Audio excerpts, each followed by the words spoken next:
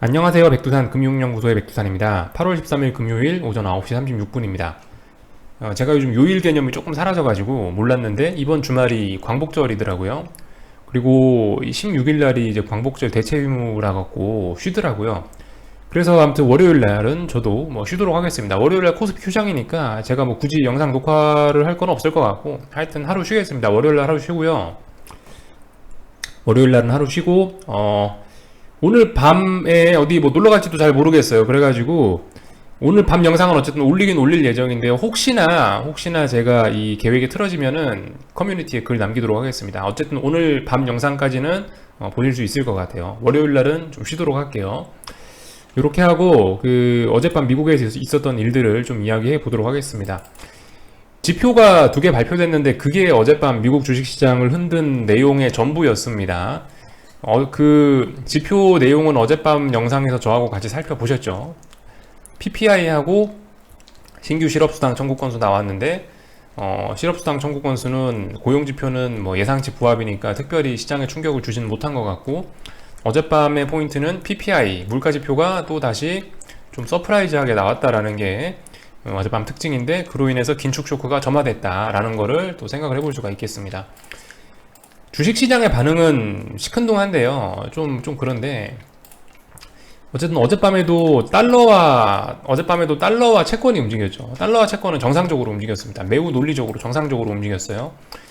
이 8월 11일 날의 음봉은 인플레이션이 줄어들었다면서 떨어진 거고, 어제의 양봉은 인플레이션이 다시 올라갔다면서 양봉 나온 거고요. 그죠? 하여튼 이런 와중에도 불구하고 그 달러 강세의 추세적인 움직임은 일단 계속 지속이 되고 있는 것 같습니다.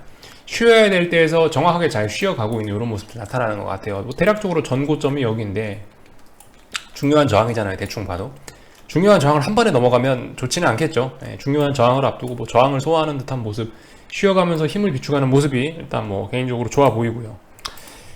금리도 어젯밤에 올랐습니다. 자연스러운 반응. 인플레이션이 올랐대요. 그러니까 이제 금리도 올랐는데, 얘도 그죠? 인플레이션 우려 줄어들었다면서 음봉 나오고, 어젯밤엔 인플레이션 우려 다시 커졌다고 하면서 상승하고요. 그래서 아무튼 그 금리하고 이 채권 금리하고 달러는 어쨌든 우상향 쪽으로 해서 추세 전환을 시도하고 있거나 아니면 잘 순항 중이거나, 그죠? 그런 모습이 나오고 있습니다. 다만 주식시장은 이제 움직임이 조금 좀 의아하다 뭐 싶은, 조금 좀 이상하다 싶은 뭐 그런 움직임이 좀 나오긴 나왔죠. 보통 요즘에 이제 금리 올라가면은 나스닥이 안 좋고 빅테크가 안 좋고 그런 모습을 보이는데, 어제는 나스닥, S&P 둘 다 0.3%씩 올랐네요. 사실 요즘의 움직임들이 그렇습니다. 이게 우리가 매일 지금 이제 제가 아침 저녁으로 영상을 매일매일 보고 있잖아요, 여러분들하고. 아침 저녁으로 이렇게 아주 미세한 마이크로한 단위로 이렇게 짧게 살펴보면은, 그렇게 보면은 이제 문제가 좀 그렇게 되면 조금 좀 이상해 보인다고요. 미국은 올랐는데 한국은 떨어지고 막 하여튼 그래요. 또 뭐 심지어 미국이 떨어졌는데도 한국은 안 떨어진다든가, 하여튼 뭐 이런 작은 단위로 보면은 굉장히 좀 수상하고 말이 안 되는 일들이 많이 일어나고 있거든요. 말씀드렸다시피 그런 원인은 워낙 좁은 박스권 안에서 비추세 구간을 오랫동안 갖고 가고 있기 때문이고, 어젯밤에 그래서 그에 대해서 이걸 막 예측을 하려 하지 말고 그냥 이제 눈에 보이는 대로 대응을 해야 된다라는 이야기를 드렸죠. 어쨌든 근데 그런 이야기는 이 좁은 관점에서, 아주 작은 관점에서의 이야기인 거고, 이 큰 그림에서 이 시야를 조금만 넓혀서 이렇게 큰 그림에서 보면은 어쨌든 지금 이 시장의 움직임은 매우 논리적이고 정상적으로 가고는 있는 겁니다. 큰 그림으로 보자 하면은 뭐를 봐야 될까요? 뭐 예를 들면은 뭐 달러 인덱스, 제가 이런 이야기 드렸죠. 6월 달부터 해서 달러 인덱스가 올라가고 있으니까 미국은 오를 수 있다, 긴축 우려 이런 이야기 나오고 있는데, 미국은 오를 수 있다. 그렇지만 미국이 올라간다고 이제 한국이 올라가는 건 아닐 것이다. 디커플링 이야기를 6월 달부터 하긴 했거든요. 아무튼 지금 그래서 디커플링 진행 중인 거고, 미국은 신나게 올라가고 있지만 한국은 비리비리하고 있죠. 그런 모습 나오고 있다. 정상적인 겁니다. 정상적인 거예요. 물론 매일매일 우리가 아침 저녁으로 그 자세한 모습을 들여다보면 이상할 수 있지만, 큰 그림으로 보면 가야 될 길을 잘 가고 있는 모습입니다. 미국 주식시장은 왜 이리 오르는데? 라고 생각을 할 수가 있는데, 미국 주식시장 같은 경우는 사실 올라도 이상하지는 않아요. 사실 미국 주식시장에다가 지금 갖다 붙일 수 있는 재료는 사실 크게 지금 두 가지가 있다라고 봅니다. 크게 두 가지. 한 가지는 이제 테이퍼링 이슈를 갖다 붙여서 긴축 우려라고 하면서 자빠지는 케이스가 있을 거고, 또 하나의 케이스는 뭐냐면은 이런 논리인 거죠. 야, 미국 경제가 좋아서 테이퍼링을 한다는데 미국 주식이 왜 빠져야 되는 거야? 라고 생각하면서 올라갈 수도 있다는 거죠. 긴축이라는 게 긴축의 부작용을 받아줄 수 있을 만큼 경제가 든든하고 좋으니까, 경제 상태가 좋으니까 긴축을 하는 거긴 하거든요. 그러니까 야, 미국 경제가 좋다는데 미국 주식이 왜 빠져야 돼? 라는 논리를 가지면 미국 주식이 더 올라갈 수도 있다고요. 근데 지금 시장은 그죠? 미국 주식이 더 좋아서 안 빠지는 쪽으로 이렇게 방향을 잡고 계속 올라가고 있는 거고, 그 와중에 코스피는 달러 강세의 영향을 받아서 비리비리하고 있고요. 좀 큰 그림에서 보면 정상적이에요. 그렇지만 매일매일 관점에서 보면 매일매일 뒤통수 때려 맞고 하여튼 좀 그렇습니다. 움직임들이 좀 더럽게 가고 있죠. 예. 그런 모습입니다. 어쨌든 그래서 한 번씩 좀 큰 그림도 보시고 작은 그림도 한 번씩 보시고 뭐 그러셨으면 좋겠어요. 아무튼 뭐 이런 내용들을 좀 이야기를 했고, 어젯밤 그래서 미국은 또 신나게 오르더라라는 거. 뭐가 올랐나 보니까 IT 빅테크가 올라가지고 보시면 이렇게 그 나머지 종목들은 좀 불구스름하고 좀 하락했고요. 어제도 하여튼 나스닥이 또 시장을 살려줬네요. 나스닥 0.3, S&P 0.3 각각 0.3포인트씩 0.3%씩 상승 마감을 했습니다. 그래서 근데 하여튼 웃기는 게 하락 종목 수는 더 많긴 하네요. 네. 이런 모습들 나왔고요. S&P 신고가, 뭐 나스닥은 저항을 인식했었는데 가야 될 자리에서 못 가고 지금 뜬금없이 또 반등이 나오고 있는 상황이라, 아이고 미국 주식은 역시 강하구나라는 생각을 어젯밤에도 하긴 했습니다. 그래서 결과적으로 UVXY에 대한 베팅은 저는 이제 이 새벽 4시 반쯤 일어나가고 그냥 팔아버렸고요. 사실 그래요. 개인적으로 좀 아까운 생각은 좀 들긴 듭니다. 지금 뭐 저점일 수도 있거든요. 근데 솔직히 좀 아깝다는 생각은 들긴 드는데, 그래도 이건 좀 아닌 것 같아서 일단은 뭐 갖다 버렸어요. 원래 뭐 비중도 많이 안 잡았었지만 뭐 아니다 싶어서 일단 얼렁 발을 뺐고요. 제 생각과는 지금 조금 다르게 가고 있습니다. 여기가 어떤 중요한 라인이거든요. 여기를 기준으로 해서 생각을 하고 있는데, 이게 사실 이런 중요한 옵션 쪽에서 이런 파생상품 쪽에서 이런 일들이 사실 흔하게 일어나요. 이런 중요한 지지선을 깰 수 있어요. 깰 수 있어. 한 뭐 2, 3거래일 정도 깰 수 있다라고 봅니다. 근데 2, 3거래일 정도 깨는 건 괜찮은데 그럼 빨리 올라와야 된단 말이죠. 근데 지금 보시면 2, 3거래일이 아니고 연속으로 좀 더 빠지고 있거든요. 그래서 야, 이거는 좀 아닌데 라는 생각이 들어서, 예. 보통 한 2, 3거래일 정도 중요한 지지선을 지키고 있다가 이거 깨서 2, 3거래일 정도 빠지다가 급반등하고, 이런 거는 사실 자주 볼 수 있거든요. 대표적으로 이런 시나리오가 지금 어디 나오고 있냐면 한국시장 풋옵션에서 나오고 있습니다. 한국시장 풋옵션. 저는 사실 이런 그림을 기대를 했던 거예요. 지금 한국시장 풋옵션 이런 걸 기대를 했었던 거거든요. UVXY에서. 근데 지금 보시면은 그 UVXY는 그렇게 되지 않고 이 하락이 연장이 되고 있죠. 여기가 중요한 지지선이었단 말이에요. 풋옵션은. 근데 풋옵션이 이렇게 보시다시피 뭐 하루 이틀 정도 빠질 수 있어요. 하루 이틀 정도 빠지고 나서 근데 빨리 저점을 만들어야 된단 말이죠. 그리고 나서 이렇게 쏘아 올리는 경우가 있다고요. 이게 이제 언더슈팅이 된 거였죠. 예, 지나고 보니까 언더슈팅이죠. 그러니까 이런 언더슈팅을 노리는 측면에서 제가 UVXY를 며칠 전에 들어갔던 건데, 근데 지금 이제 미국 UVXY는 이런 모습이 아니고 자꾸 여기서 계속 저점을 보이지 않고 며칠 동안, 일주일 동안 흘러내리고 있으니까, 야, 이거는 좀 내 시나리오하고 다른데 싶어갖고 일단은 뭐 도망 나왔습니다. 개인적으로는 좀 도망 나오면서 좀 안타까운 생각은 좀 있긴 있었어요. 왜냐면 변동성 지수는 하방 경직성 잘 지키고 있는데 이거 분명히 변동성 한번 터트리긴 할 건데 라는 생각이 들어서 좀 아깝긴 했어요. 네, 이거 빅스 지수인데 어쨌든 아직까지 중요한 라인까지 내려오긴 했고, 지금은 죽고 있지만 어쨌든 전 반드시 이 몇 개월 동안 지켰던 게 한번 폭발을 시킨다라고 보고 있는데, 아무튼 이렇게 그림이 나와버리면 당장 폭발하지는 않고 아마 며칠 정도 또 시간이 좀 걸릴 거거든요. 아무튼 뭐 며칠 정도 시간이 걸린다라고 한다면 UVXY는 그 사이에 아무튼 또 좀 죽을 수가 있을 거고, 아무튼 좀 UVXY를 팔면서 이게 좀 아까웠다. 얘는 좀 잘 지키고 있는데 이걸 팔아야 된다니 좀 아깝다라는 생각은 들었는데, 하여튼 일단 뭐 털고 나왔어요.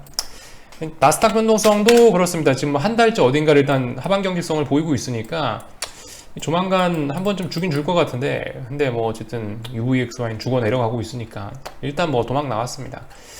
그래서 한 번쯤 터뜨릴 것 같긴 한데 지금 당장은 아닌 것 같아서 일단 뭐 나왔다, 이런 이야기 정도 좀 드릴 수 있을 것 같고, 좀 주의하세요. 이게 UVXY라든가 이런 좀 옵션, 뭐 어떤 특히 옵션과 관련된 이런 상품들은 이게 타이밍 잘못 맞추면 진짜 거덜나 버리거든요. 그러니까 좀 다른 건 몰라도 약간 시간 가치의 개념이 좀 녹아있는 그런 상품들은 좀 빨리빨리 아니다 싶으면 빨리빨리 좀 도망 나오긴 해야 됩니다. 이런 이야기 드렸고, 하여튼 스스로 한번 잘 판단해 보세요. 어젯밤에 뭐 하여튼 특별한 뉴스는 없었습니다. 특별한 뉴스는 저하고 봤던 물가지표하고 고용지표가 다였고, 다만 이제 요거 하나 여러분들하고 좀 같이 봤으면 좋겠긴 합니다. 인플레 주범 어쩌고저쩌고 유가 잡는 백악관이라는 이야기가 나오고 있는데, 이거 우리가 좀 신경 써야 될 것 같아요. 아무튼 여러분들 지금 보시면 우리가 물가지표 나올 때마다 파월 의장이 나와가지고 꼭 뭐 일시적이네 어쩌네 저쩌네 하면서 립서비스 해주잖아요. 또 그리고 백악관에서도 지금 보시면 이례적으로 증산 요구를 했다라고 합니다. 그렇게 되면 어쨌든 미국은 인플레이션을 좀 우려하고 있다라는 건 어쨌든 확실히 우리가 알 수가 있겠죠. 그리고 이렇게 미국 정부나 연준이 나서서 이 인플레를 잡으려고 하는데, 가만 생각을 해보시면 인플레의 주된 원인 사실 기름값, 그죠? 기름값 오르면 아무리 물가가 하여튼 그죠? 기름값 오르면 물가 다 오르잖아요. 기본인데, 아무튼 백악관이 이 기름값을 잡으려고 한다는 시도를 한다는 거, 여기 굉장히 좀 중요한 포인트인 것 같다라는 거. 이게 하여튼 지금 이게 국제유가거든요. 국제유가는 물론 아직 상승 추세 중입니다. 상승 추세가 완전히 깨진 건 아니에요. 66달러를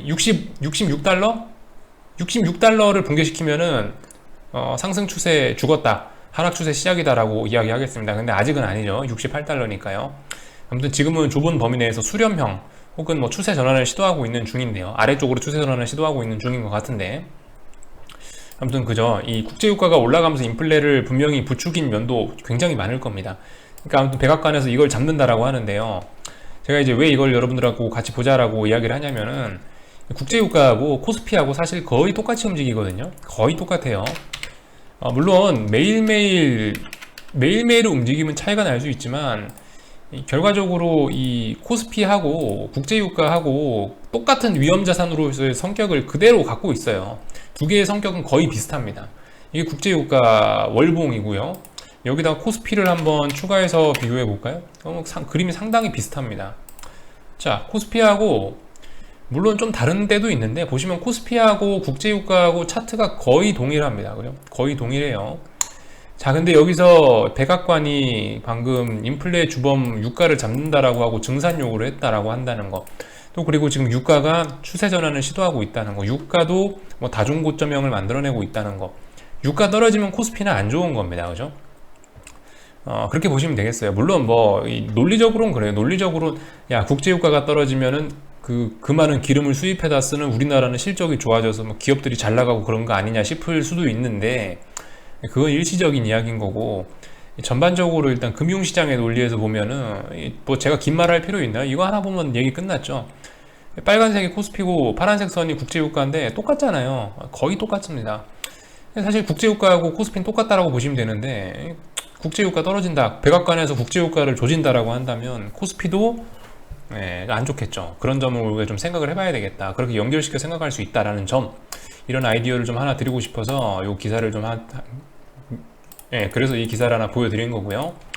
하여튼 그래서 미국 주식시장 이야기는 뭐 요 정도까지 하고 한국 주식시장으로 넘어오겠습니다. 사실 오늘도 빠지고 있는데요. 저는 사실 이것도 이해가 잘 안 됩니다. 왜 빠지는지. 어제 인플레이션 우려가 뭐 조금 더 나왔다? 솔직히 좀 말이 안 되는 것 같아요. 요즘 코스피 움직임 저도 잘 설명을 못 하겠습니다. 이런 단기적인 움직임은 미국 나쁘지 않았죠. 근데도 불구하고 뭐 한국은 박살나고 있고요. 하여튼 뭐 이런 모습입니다. 개인적으로 이해는 잘 되지 않지만 그냥 받아들여야겠죠. 다만 여러분들 지금 이제 대응은 이거 좀 추격은 안 하셨으면, 숏을 보시는 분들이 추격은 안 하셨으면 좋겠다라는 생각이 듭니다. 분명히 아직도 매수 기회를 분명히 여러 번 주긴 줄 거거든요. 그러니까 이런 상황에 추격은 하지 마시고 조금 기다렸다가 반등 올라오면 했으면 좋겠다는 생각입니다. 지금 솔직히 약간 단기 낙폭 과대의 느낌이 좀 있긴 있습니다. 뭐 예를 들면 아무튼 어젯밤에도 드린 말씀이지만은 삼성전자하고 하이닉스의 급락으로 인해서 지금 지수가 영향을 받고 있는 거라서요. 근데 오늘은 다 빠지네요. 오늘은 다 빠지는 겁니다. 이거 한번 체크해 보시면 좋겠죠. 삼성전자 하이닉스가 급락하는 날에 500 종목이 상승한 날도 있고 400 종목이 상승한 날도 있지만, 오늘은 70 종목 상승이네요. 그러니까 오늘은 뭐다? 전 종목이 다 빠지고 있는 겁니다. 오늘은 이런 날도 있을 수 있다. 근데 아무튼 뭐 약간 단기낙폭 과대 삘이 좀 오긴 오거든요. 그러니까 지금 자리에서 추격은 안 했으면 숏을 추격하지는 말자, 뭐 이런 이야기 정도를 좀 드리고 싶고요. 그럼에도 불구하고 이런 하락이 의미는 분명히 있습니다.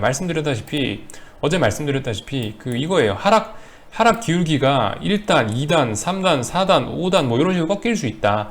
1단계에서는 답답할 수 있는데 지금 이 저점을 팍팍 낮추고 이런 모습들이, 이렇게 변동성 터지고 하는 모습들이 이게 하락의 기울기를 가파르게 하면서 하락 추세를 강화시킬 가능성이 있다. 이런 시세들이.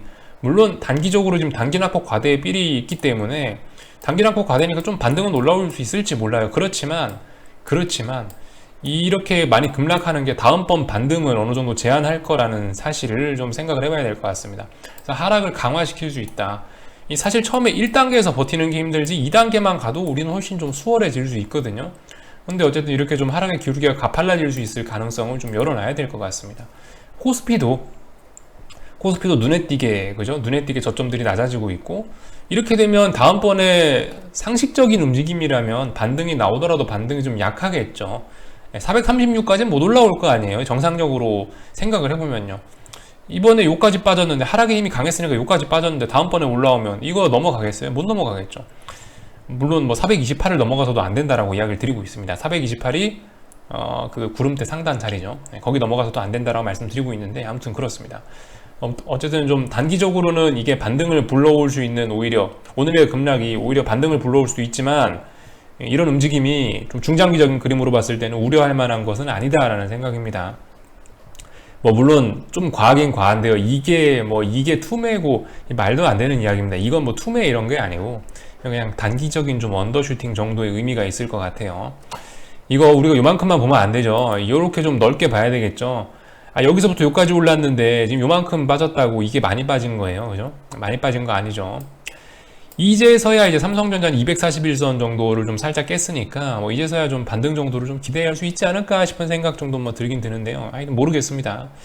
근데 아무튼 개인적으로는 좀 반등해줬으면 좋겠어요. 이제는 여기서 너무 많이 빠져버리면, 그죠? 또 이런 자리에 쉬지 않고 계속 폭락을 해버리면 우리는 또 적당히 인버스를 먹고 팔아야 될 가능성도 있기 때문에, 아무튼 근데 뭐 그럴 일은 잘 있을 것 같지는 않아요. 적당히 또 반등하면서 또 다시 아무튼 숏의 에너지를 소진하지 않고 계속 갈 것 같긴 합니다. 지금 아무튼 이 큰 그림을 봤을 때 이만큼은 뭐 얼마 안 빠지는 거니까 괜찮다, 이런 식으로 지금 이야기를 드리고 있는데요.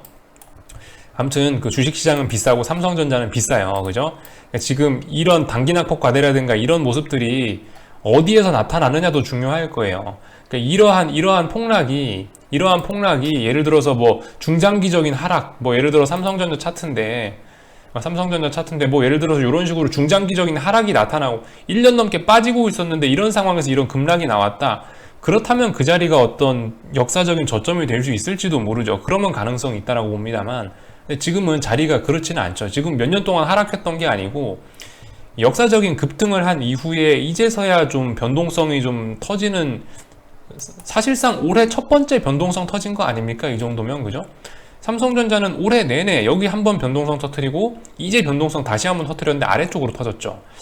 그러니까 이거는 어떤 뭐 비유를 드리자면 첫 번째 장대 음봉 정도의 의미. 우리가 어떤 하락을 시작하는데 첫 번째 장대 음봉, 그죠? 뭐 이런 거에 의미가 있지 않겠냐? 큰 그림으로 보면요. 상승으로 전환할 때 뭐 첫 번째 장대 양봉 나오면 따라 들어가라고 하죠. 약간 이런 시세의 스타트를 하는 의미가 지금 있지 않을까 싶습니다.